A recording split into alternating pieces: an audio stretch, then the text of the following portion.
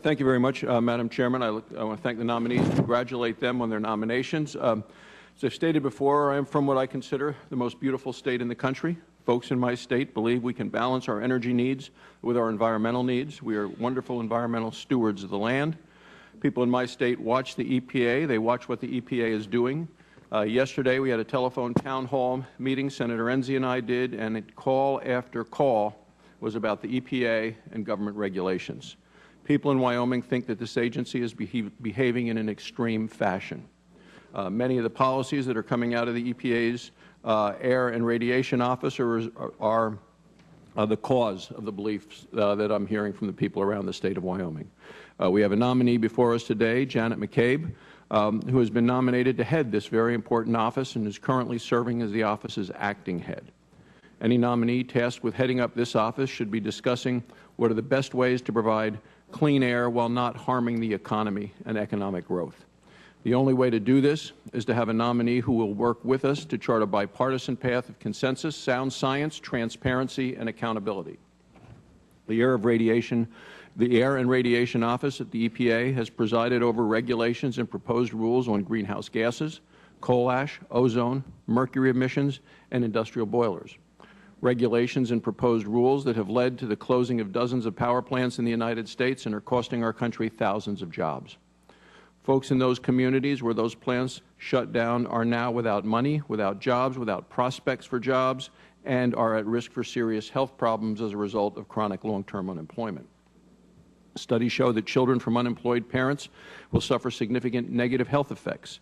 The National Center for Health Statistics states that children in poor families are 4 times as likely to be in fair or poor health as children in families who are not poor.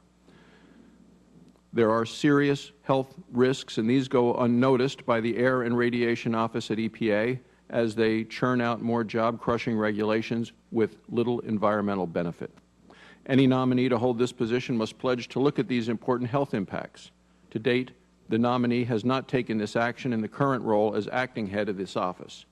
To make matters worse, we find that some of these rules were developed by an EPA employee with no environmental experience who masqueraded as a CIA agent.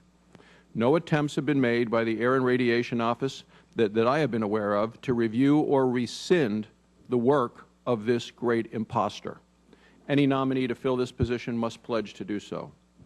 In addition, the Air and Radiation Office has not recognized the importance of addressing the issue of energy poverty. Coal is a domestic, abundant fuel source. It burns 24 hours a day, 7 days a week.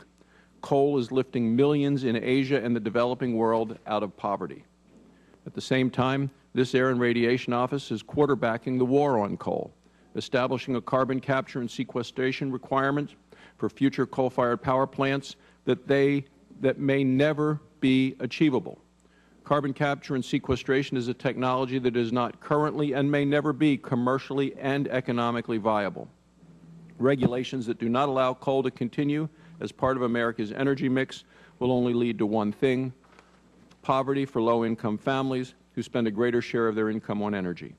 Any nominee to head the Air and Radiation Office at EPA must stop denying the technological limitations of CCS and the importance of reducing energy poverty in America. In her current role, this nominee has not done so. Again, I thank you, Madam Chairman, and look forward to the testimony. Okay.